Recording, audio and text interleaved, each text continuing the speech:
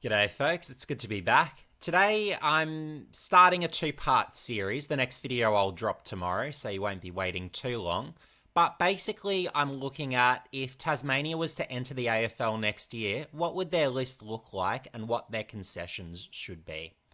So this first video is really looking at, I guess, what the concessions should be, what we can really learn from, I guess, past clubs starting up. And the next video will in the series will be a look at the actual team based on the construction fundamentals and really the template that I set out in this video. So yeah, I hope you enjoy. So, how I determined the following concessions were the most appropriate. So, really, I guess the foundation I looked at was looking at Gold Coast and GWS, really looking at, well, what worked and what didn't. So, in really critically assessing their lists over the years, the one thing that's become abundantly apparent is infinite early picks don't work. So, even with the incredibly generous number of early first round picks that both Gold Coast and Greater Western Sydney have had, well, it hasn't led to a premiership yet, even all these years on. So, and in the case of Gold Coast, well, they haven't even had a one finals appearance, which is really terrible. So hopefully that changes, of course, with Hardwick joining Gold Coast. But yeah, for them in particular, it's just really been going around in circles, getting more and more early picks and not going anywhere.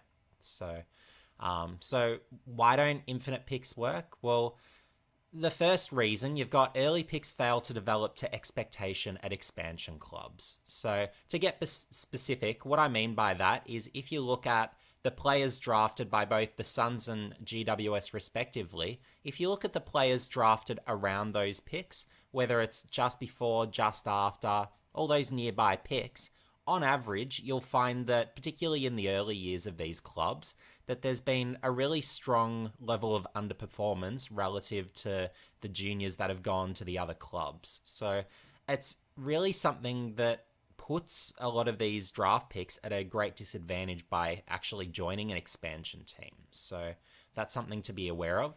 The next one, and this is a point I've never heard anyone bring up, but it's probably the most important reason why infinite early picks don't work, is the future salary cap misery that comes from having so many early first round picks. So what happens is you've got a lot of young players who, I guess, get signed to all these long-term, huge money contracts where in their early years, well, they're still developing players. They're not deserving of that sort of money yet. They haven't really earned that. And if you've got a lot of players where you're giving them big money, long contracts, and they're still speculative, well, that's not really going to lead to substantial team success. Because you might have some that work out, some that don't. And ultimately, what you'll have is you'll need to be getting rid of a number of those players and really moving them to other clubs just to accommodate really those players you especially want to retain. So it hasn't really worked out. And I've also got here player retention suffers. So if you've got too many young players coming out of contract at the same time, wanting big money at the same time, well, that'll mean that some of the players will be staying, of course, those that you want to prioritize, but others will be leaving as well. So that doesn't really work. And then the other thing as well, you've got no salary cap space left over for quality rival talents.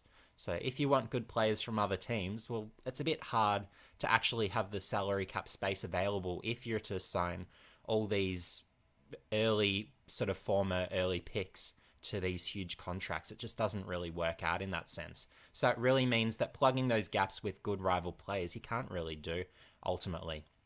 And then I've got here the rebounding or the rebuilding spiral perpetuates. So we've seen it with Gold Coast, where of course you've had those early players who have been in, and you've barely got any of them left from those original drafts. So that's the problem, where you've got the likes of a Swallow, you've got the likes of a Sam Day. Well, you don't have many of those original players anymore. And then you've got those, I guess, next groups of early picks where you've got your Lukosius, you've got Rankin, you've got Ben King, all those years later with so many early picks. So you really hope that it doesn't continue to just be rebuilding year after rebuilding year. We've of course seen the same with other clubs that have gone too heavy with early picks as well and really wanting to tank year after year, whether it's your Melbourne's in the late 2000s, your Carlton's sort of a few years before that. Just doesn't really work with those sorts of teams. So really, you don't want too many early picks. Yeah, sure, it's good to have a few, but you really want to cap that number, and that's something I really want to stress and make very clear. Because if we've got a model like with Gold Coast and GWS, well, you're going to have huge list turnover, and it's just going to be too hard to build any level of chemistry within that group, because you'll have list turnover, you won't be able to bring in the right talents from other clubs, and it just hasn't proven to be a premiership winning model based on what we've observed with both the Suns and GWS. And even with GWS, despite their considerable talent, well, they haven't really been able to build that sort of chemistry and that sort of unselfish group, which tends to come from clubs that have more rookie picks and guys who come from later on or from mature ages and the such. So next, the fundamental principles to build a list. So what I've established already is that we really need to watch the salary cap. That's one major key consideration. So of course you want to bring in considerable talent, but to make that possible and really to build a sustainable list, well, we really need to find ways to manage the salary cap and make sure that we don't get into the sticky situations that the Suns and the Giants have, where they've had to really let players go ultimately that they would have liked to have retained just because they don't have the money available to be able to accommodate them in the salary cap on the sort of contracts that they'd like. So some of the methods that we can really get a high level of performance from, I guess, a very small salary cap hit, well, you've got veterans from rival lists. So you can have guys, whether they're in their late 20s, early 30s, whatever the case may be, where they're still playing really good football, but you can sign them to short contracts and you can often have them on leaner money. And ultimately, how you're doing that is you're not paying for potential. And sometimes you've got guys where maybe they're considered over the hill. Maybe it's a case of a club's letting them go early because they're wanting to go more in a youth direction. So there's always lots of opportunities with these types year on year. And the rewards that clubs get from investing in these types, well, it often leads to premierships. So that would definitely be a foundation that I'd be looking strongly towards. You've got mature age state league talent. So we've had phenomenal state leaguers over the years, whether it's a Tom Stewart, whether it's a Callum Wilkie. I can just list off names forever. So many of the best players in the competition, and really those that, whether they're All-Australian, borderline All-Australian, you can really get substantial value, whether it's from late picks, rookie picks. There's all these really good state leaguers, and they're really able to fill holes. So early in the draft, you might be able to get specific types of talents, but oftentimes you'll find there's state league talents that really play very contrasting roles, very different positions, that can really blend in well with young talent. So that's something else that I'd certainly be looking towards. And again, if you're signing them from state leagues, well, you're often getting a higher level of performance from younger guys, and you're often getting them a few years older. So even once their first contract expires, usually you're not even really paying that much. And particularly on that initial sort of starting contract, whether they're senior listed, rookie listed, well, you're getting huge performance. And oftentimes as well with these state leaguers that come in, well, despite being those, whether it's 3, 4, 5 years older, sometimes they're actually developing once in the system, even quite a bit quicker than those young talents out of the under 18 ranks. So that's something that really needs to be understood quite well. And as a result, I would have quite a focus not only on adding veterans, but also good state leaguers to my list if I was Tasmania. Additionally, I'd also be looking towards undervalued and or underutilized opposition talent. So whether it's that they can't get a role that would be their optimal role. So oftentimes you have guys who are really incredible midfielders, but they're forced to play, whether it's forward, back, maybe on a wing, just to really, I guess, fit into that team. So you've got those scenarios, but then you've got other good players as well who are outside best 22, just because, again, there's that, whether it's a glut at that position, maybe they're prioritizing youth, or maybe they just don't rate that particular talent on the level that perhaps they should be rated or regarded. And maybe it's because it's down to a system fit where maybe they don't fit that system or style of play, or whatever the case may be. But irrespective, well, there are those opportunities to secure talent that you'll be able to get on contracts where you can get performance far exceeding that. But of course, it takes good talent ID to get those types. But Yeah, there's certainly a number that I can see. And if you've got a savvy head recruiter who's really looking at those opposition lists and really understanding everyone from player 1 to player 44, 45, 46, including the rookies, well, that's when you can really get those opportunities to really get substantial value and on-field performance. So I'd be, again, looking towards that as another way to alleviate that potential salary cap squeeze. So, what the list should consist of. So, and this is moving now beyond the player types who help alleviate the salary cap management. So, when you're starting a new team, well, you'd be wanting, of course, some local talent additions, both a combination of established and junior. And look, that's good for the community, but ultimately they're types where if they're local talents and they've got their families locally, well, it's just good for the region. You're likely to be able to retain them a bit easier because they're likely to want to stay at the hometown team. Maybe you can attract some of those established types from other clubs that are Tasmanians as well. So it really, I guess, increases those sorts of opportunities. And if you can grow footy in the region, well, that means whether you've got, say, an academy system where you can really bring in a lot of talent, well, that helps with that too if you're really getting a lot of those local types, particularly joining the local team. There's definitely some merit to that. You definitely want veteran leadership. So you look at the winning teams, the teams that win premierships. They've usually got the oldest teams in the competition. So you've got Geelong, last year's premier, well, the oldest team in AFL history to get onto a footy field. So that's remarkable. So, and additionally as well, when you look at youth developing, well, the scenarios that youth develop best is when you've got a good core of veteran leaders, particularly those who have enjoyed premiership success. So they're the types that you really want on your team. And we've seen really the Hawthorn effect, whether it's a Luke Hodge joining a Brisbane. You've got really all those past Hawthorn premiership players where, funnily enough, they join a club and then a few years later you've got premiership success or at least a huge bounce back. You've had a Sam Mitchell joining a West Coast. Well, they win a premiership soon after. You've got a...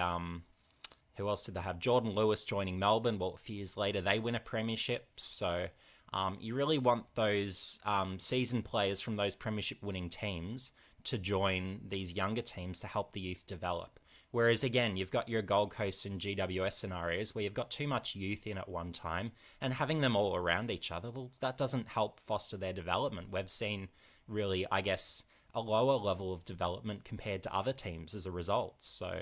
and then you can have whether it's a Pendlebury joining a good Collingwood team in sort of the mid-thousands, same with a Selwood joining an up-and-coming Geelong team with a good core of veteran leaders, and they become, of course, really a dynasty, I guess you could say, with him joining that club. You've got a Buddy joining Hawthorn at a good time when they have at least those emerging leaders. So there's real merit to having those veteran leaders. And then on the flip side, well, you've got those pick ones, twos, threes. Well, a lot of those that have failed, or at least not developed to the level that we've really expected, have really been on those teams that haven't been particularly strong or haven't had that core of veteran leaders. And you can look at with Gold Coast as well, to use a Gold Coast example. Well, David Swallow pick one. You've had a Jaeger O'Meara mini draft pick one, a Jack Martin mini draft pick one.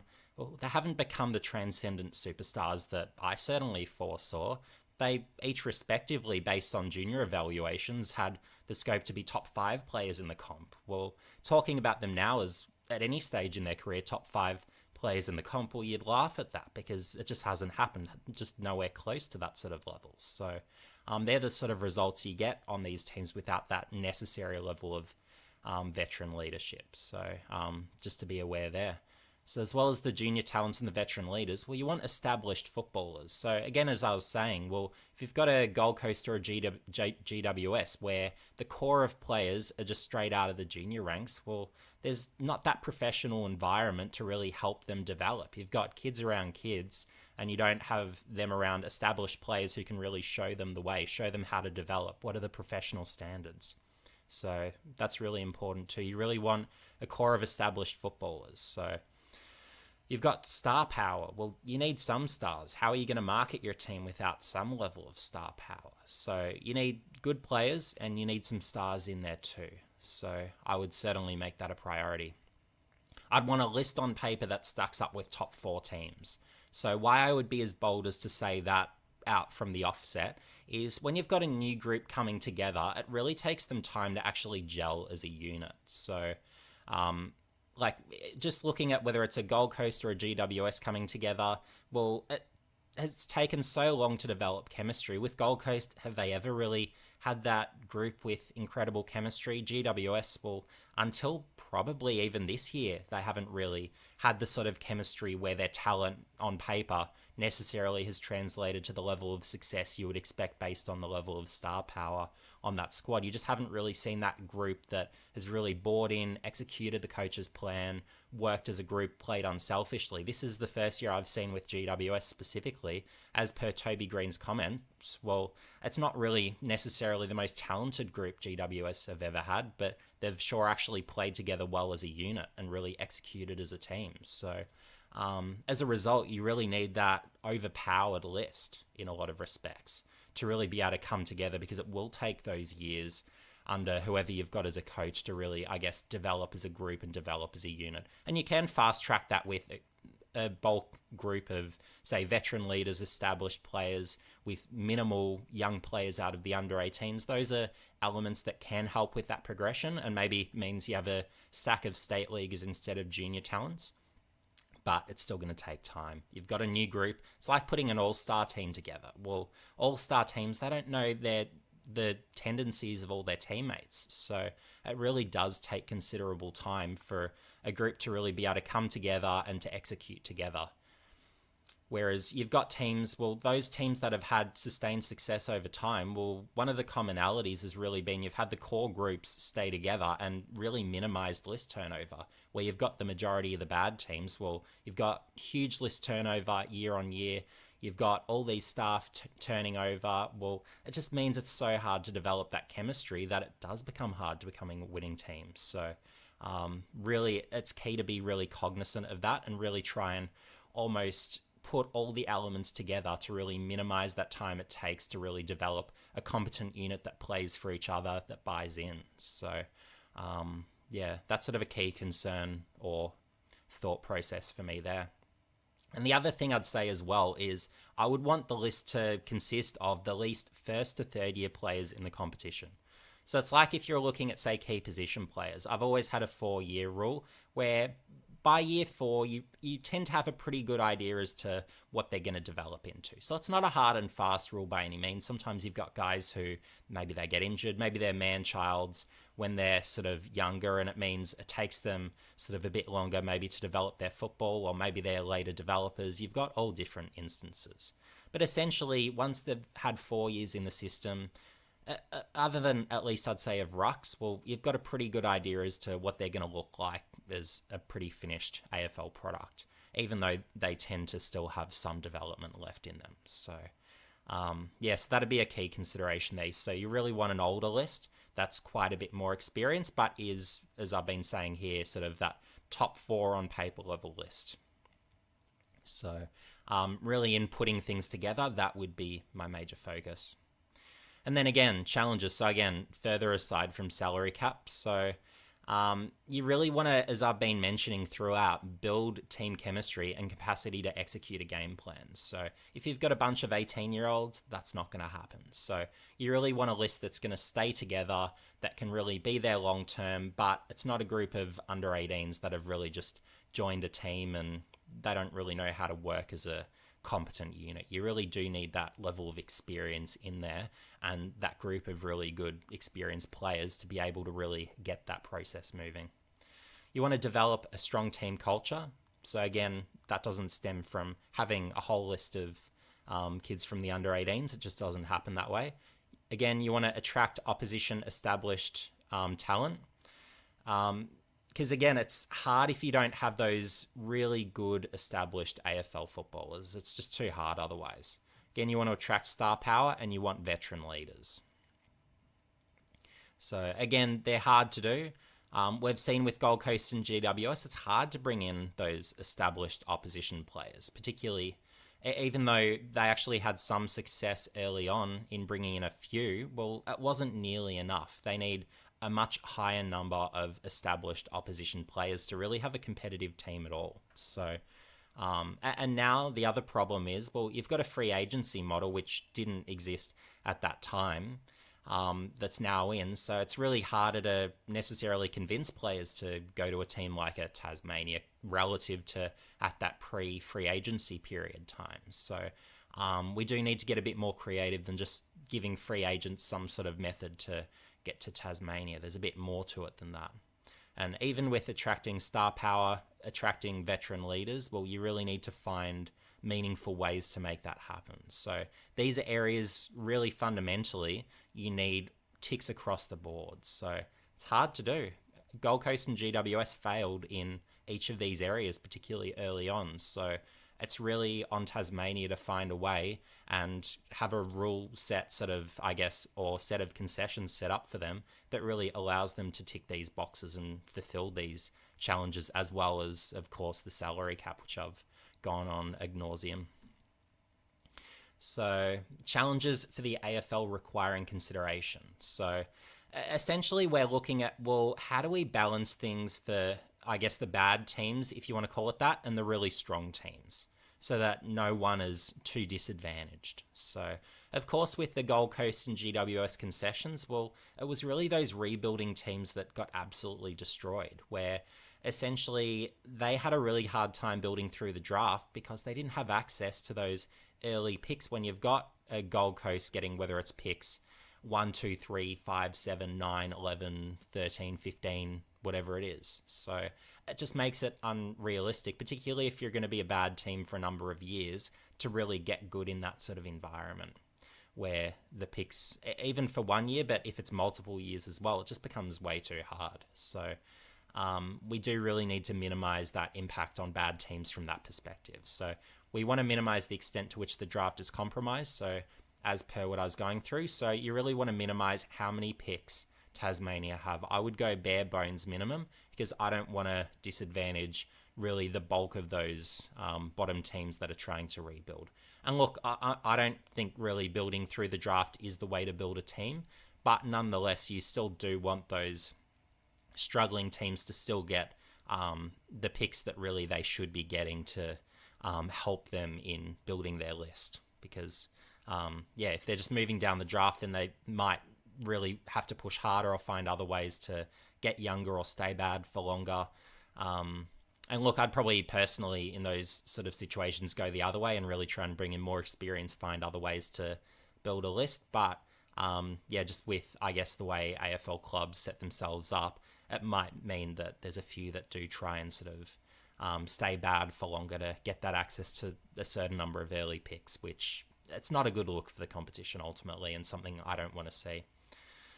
And then the other thing as well is you want to protect teams from losing players they've recently drafted. So particularly with the bad teams, they're the ones that will have a high number of those players that have been drafted recently. So you really do want protections on those that have recently been drafted. So I'd really want to minimize how many of those Tasmania can actually get access to. And if not, almost eliminate that if possible. So that's something as well that I'd be pretty aware of.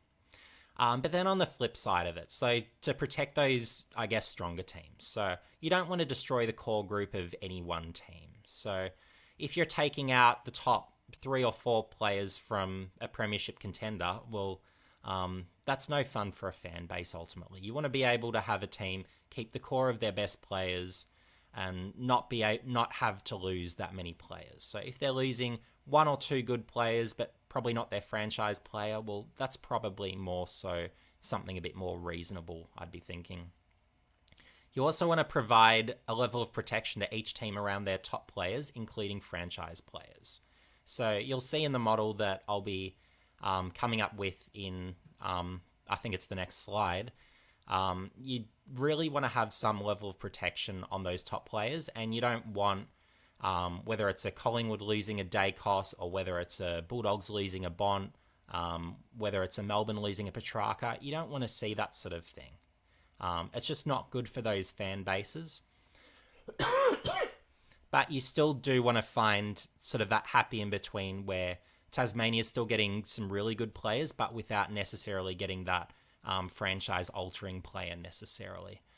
from another team, unless there's some sort of sense of agreement where maybe they do want to join. But yeah, you really want to minimize that sort of thing because it's not great for those fan bases who are enjoying great football from great teams ultimately.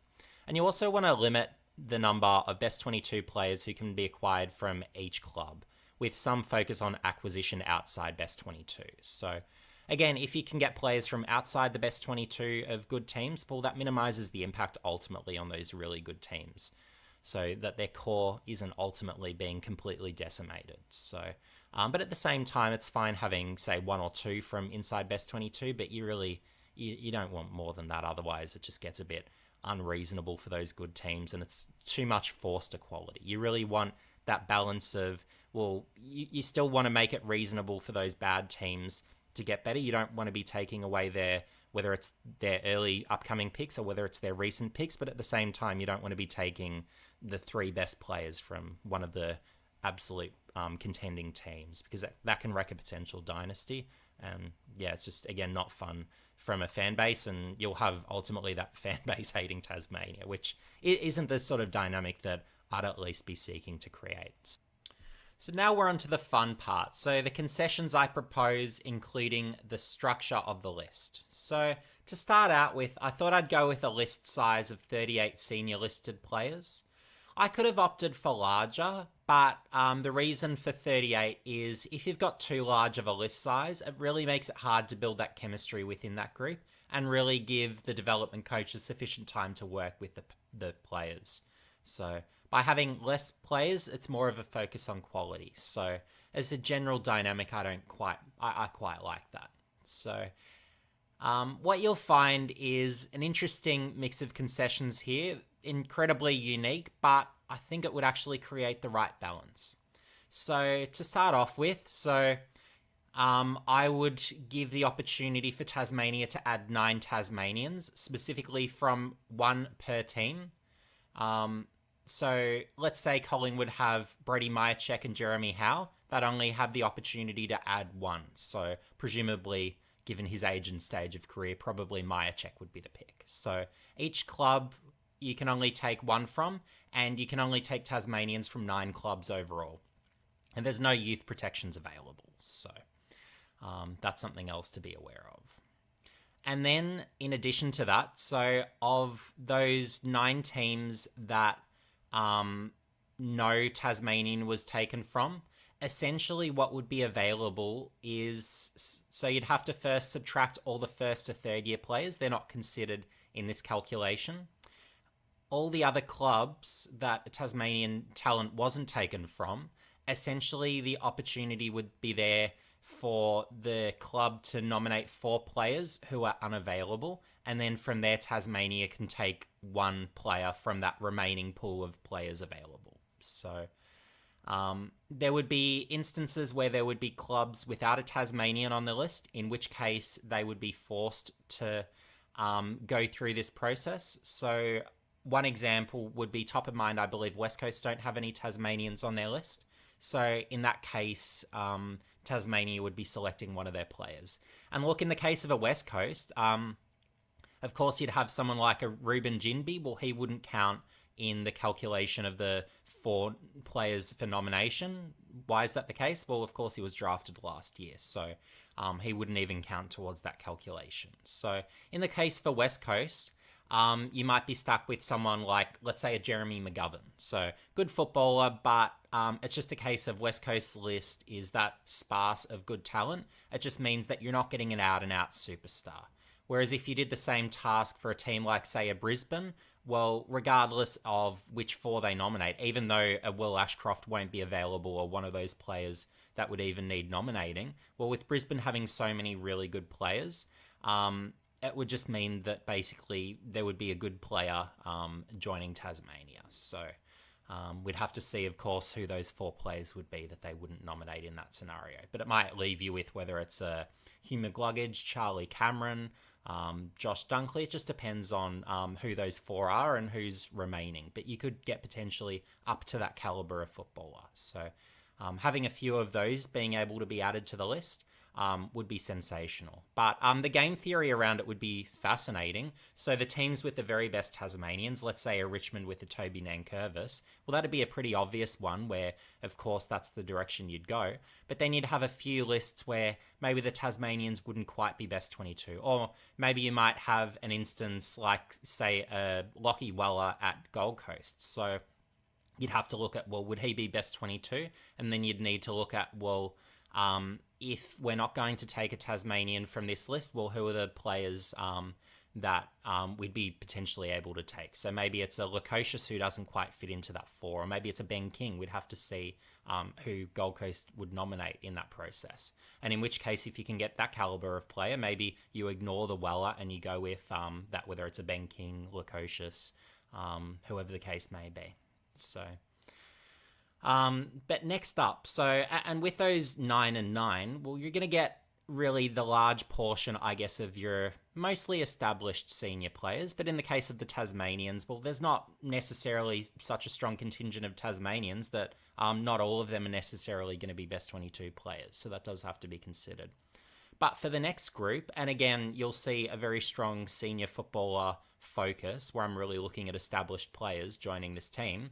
Well, I'd be looking for 4 players born in 1992 or earlier who have either retired, been delisted, or agreed to a direct transfer to Tasmania. So you could have players, I'll give you 2 top of mind. So you could have a Jared Lyons where maybe he's dissatisfied that he's not quite inside Brisbane's best 22. And he realises the reality of, well, Will Ashcroft at some stage will come back healthy and that'll put him even further down the depth charts.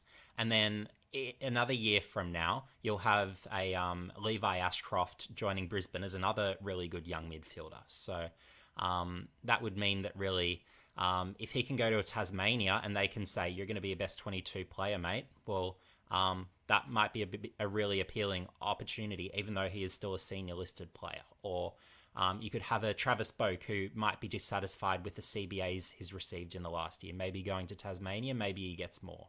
Or you could have maybe an Isaac Smith. Maybe he's still got a bit of run in him. So you could get those types where even though he's retired, you might be able to coax him out of retirement. So you've got those sorts of opportunities potentially. Or you've got 4 who are outside best 22 and are not first to 5th year players. So this really means that there might be players that you might rate that might be first to 5th year players who aren't getting games, but they might be good enough where they would in future years. So within this scope, you'd mostly be getting types that may provide depth potentially in positions that you're a little bit thin on. So one position that you might be thin on potentially in going through this route, if you've got a best 22 focus, you might need another ruckman. So this might be a way where maybe you can get a depth ruckman from a list. So maybe it's a Braden Preuss, let's say, where he's clearly outside best 22 given Briggs has developed. So maybe it means that he could come into the picture as one of these types where he's clearly outside best 22, but he's obviously not a first to 5th year player. He's quite experienced, but you can still get a good quality footballer come in who can provide value to your list. So that's really the intention behind that concession there. The next one, so we've got 2 free agents, including restricted, unrestricted, delisted, and previously delisted free agents. So here, there might be opportunities if there's a really good footballer that wants to join Tasmania. But if there aren't really the good players wanting to join Tasmania, well, then it does still assure them that at least they're going to get 2 more sort of senior established footballers to come in. Or they could even go with younger players who have been delisted if they so choose. But it really comes down to, I guess, it gives the flexibility to give Tasmania a few more good footballers potentially. But it just really depends on if they're interested. So it gives that element of flexibility, but there's always good delisted players who are cut every year. And it really means, again, that the scouts really have to be looking at opposition lists and really understand those players top to bottom, particularly down the bottom end, and really understand, well, who are the players who might be able to fit into our system and maybe able to add value, whether it's as depth or maybe they can push for a best 22 spot for all we know. The next concession is 2 salary dumps. So as I've got here, the contracts would be paid for by the AFL outside the salary cap for whom no compensation is received. So this is really set up to help 2 clubs in a way. So it can help one club. Let's say Carlton decide that the Zach Williams contract is a terrible contract. So he's contracted till, I believe it's the end of 2027, if I'm not mistaken. So if that's the case, he's on big money every year. Well, Carlton would be potentially motivated to get rid of that contract if they feel that they can replace him and they want that extra bit of, say, salary cap flexibility going forward. That might be something that they might be open to considering. And in the case of a Tasmania, well, it means that one more senior list spot is used up with someone who is of best 22 caliber, it's fair to say. But it also means that for that duration of years, well, there's no salary cap hit towards that list spot. So that means that the other senior list spots, it really gives Tasmania the opportunity to potentially in future years bring in more senior talent or really bring in some high salary cap fillers with some of these players that they're already bringing in under this system. So it really gives them great opportunity there to really capitalize and have a good list from the get-go. So it's cool if it helps out really two clubs in that it's helping out Tasmania become more competitive and help them from a salary cap perspective, but it helps out another club from a salary cap perspective too and gives them that added flexibility. So, of course, under this system, Tasmania would choose who the players are, but of course the other club has to agree. So again, under that Carlton Zach Williams scenario, well, they would have to, of course, be willing to accept that they would receive no compensation under this system. But they'd be doing it for the salary cap space. So it gives them that option. And look, all the clubs could approach Tasmania and say, look, these are the players that we'd happily provide to you as salary cap dumps. And then essentially, again, they'd be paid for by the AFL, and Tasmania would choose the two players that they want. But I would say it would be definitely something that I would force on Tasmania and say, hey, you need to take two, but it does really help them significantly from a salary cap perspective by bringing in potentially two good footballers on medium to long deals. That really helps the salary cap and helps the best 22 and competitiveness as well. And so next up, these are picks that Tasmania need to trade for players or lose for nothing. So this is a more flexible opportunity to basically gain opposition list talent. So they could be young players, they could be particularly good established footballers, and there might be a case of there's a team with a few really good established footballers that Tasmania would like to get their hands on, in which case just having this optionality and flexibility really gives them a few weapons at their disposal to be able to add a few more additional potentially good established players, or maybe it means they bring in a bit of youth. So it really depends on how they want to approach it, but it does give that little bit of flexibility. So it is, I have to concede, a very set specific structure with a lot of limitations, but it is a way to set up Tasmania for success, I believe. So and of course, to go through those picks as I've got here. So a 2023 start of second round selection, Tasmania's 2024 first round selection, a 2024 start of second round selection, and Tasmania's 2024 second round selection. So they're high enough selections where there's the scope potentially to add 4 best 22 players who can add substantial value for Tasmania. So being able to do that and having those sorts of picks available to trade, well, I think there's real potential there to take advantage. So, and then going on to the youth. So I've only really assigned 4 opportunities on the senior list to bring in brand new talent out of the under 18s. Any more than 4, and I don't like their chances as much to develop. But with a limitation of just 4, I think that's perfect. And it really gives them the maximum opportunity to develop. And it means that by moving to an expansion team, their development for the long term isn't being compromised. So that's why I've approached it the way I have here. So the number 1 overall selection, so you can probably guess who that might be in this year's draft. I'll obviously reveal that in the next video when I go through who my players would be. And then 3 junior Tasmanians. So pre-draft added to the senior list. So there's at least 2 Tasmanian midfielders who are very good in this year's draft, and then it would be about picking the next one available, who's the next best. And then you'd go to the rookie list. So I've got a large enough rookie list. So 8 potential rookies that can be added. So I've got 2 Tasmanian rookies, so they can be added pre-rookie draft and just added to the rookie list. And I've also got here 6 mature ages. So drafted following the national draft before the rookie draft. So again, that just ensures that you've got that, I guess, necessary level of competitiveness. And look, when I say mature ages, they could potentially be over ages. So if they got overlooked in last year's draft, I would accept that. I think that would be perfectly fine. But really the intention here is that it gives them the opportunity to bring in really good established footballers that could push potentially for a best 22 spot. So maybe it's a Ethan Phillips, a Casey Voss, a Bailey Rogers. Those are some types, for example, that to me on an AFL list could be best 22 players quite reasonably based on what I've seen in years past. So it just gives them that extra opportunity. And there are also types where you're going to get value exceeding what would be normally expected of a rookie list position. And you're not going to get the salary cap hit as well, which is another advantage again with the mature ages. Yeah, and look, I guess the challenge would be in most years finding enough Tasmanians to fill these spots because ultimately more years than not, you've only had 1, 2, maybe 3 Tasmanians selected in the whole draft. So it really puts the onus on Tasmania really developing the local crop of talent.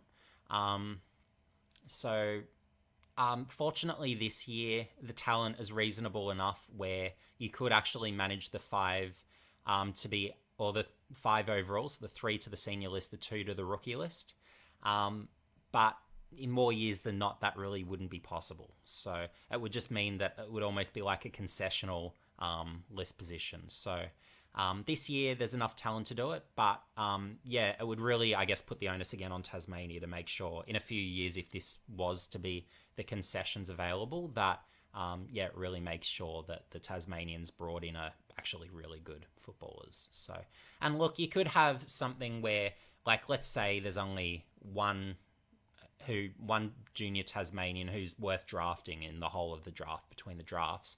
Maybe there is a bit of leeway to give them maybe some end of draft picks at the end of the national draft or the end of the rookie draft potentially. But I would probably set it up as a system like that where really it's designed to bring in Tasmanians, or if there's no Tasmanians available, you're picking at the end of the draft to not compromise the draft hand of any of the other teams if the Tasmanian draft pool is really that bad. But for this year's draft, there's, I think, as far as I'm aware, I've seen 5 invited to the national combines, so that would be probably sufficient numbers to make sure you can bring in enough good Tasmanians for this year. And if not, then at least you can still look at some state leaguers who, whether they're state leaguers currently in Tasmania or have previously come from Tasmania. So maybe it's your Jackson Callows or those types. Or maybe it could be, let's say, a Ben Brown is delisted. You could always bring him in as one of these players, and that would be another way of filling those list spots potentially as well. And then next up. So, again, additional concessions, and this is outside of the AFL list technically, but I would allow Tasmania to pick any 10 state leaguers to play for Tasmania for their VFL team. So basically it would be a priority signing period following the rookie draft where any 10 remaining state leaguers can be added. So, and this would mean that by being part of these 10 players, Tasmania would have priority signing rights to add them either during the preseason supplemental period, mid-season draft, or national, or even I'd probably add rookie draft as well, potentially, if they fall through during that period as well. But it means that the Tasmanians who are on the VFL list, they're really motivated to potentially have a shot to join an AFL team that's very motivated to have them if they're good enough to potentially be best 22 players. So, and it gives them that potential pathway. So that would be a potentially interesting way to enhance what's going on in the state leagues and really make things competitive and let them know that, hey, there's potential for AFL opportunities to really get noticed by an AFL club that has a serious opportunity to add some good state leaguers. So, I really like that as a general concession, even though it is outside the AFL list. And then the future pick holdings. So for 2024, all they would really have is pick 1. And then you've got, again, the 4 junior Tasmanians. So that's for senior list. So the 3 junior Tasmanians for senior list purposes, again. And then you've got third and fourth round picks. So they could be traded. You could use them potentially if you want to, or they could just not be used. Or they could even be moved for future picks if Tasmania so desired. So that would be the level of flexibility I'd give Tasmania for the future draft. But again, it means that it's a pretty well forced limited draft hand. And it really means that the focus again ongoing would be, aside from that pick 1, which is obviously a huge asset, as with the pick 1 would be in the upcoming draft, would be a huge edge in that respect. But again, it really keeps the focus on ensuring that the list isn't too young and ensures that it's really a win now list, which is the dynamic that I really want to create. And of course, the next video, so this will be, I guess, if you want to call it the companion video for this, for the purposes of this, well, I'll do a Tasmania team reveal under this structure. So under this set of concessions, what an example list could look like for the purposes of the 2024 AFL season. So yeah, and I'd be interested to know as well, in the comments section below, use this structure, see what you come up with. I'd be curious to hear what people come up with in terms of what under this set of concessions a Tasmanian list could look like. And maybe in tomorrow's video I'll see how my video goes. But I'm recording it immediately after this. I won't have the benefit of hindsight as to whatever lists you guys at home create. So I'd be interested to know what you'd come up with, number 1. And also number 2, if you were to make any changes to this set of concessions, I guess using the principles that I've spoken about within this video, what changes would you make? I'd be very curious to hear that as well. But yeah, anyway, folks, see you in the next video.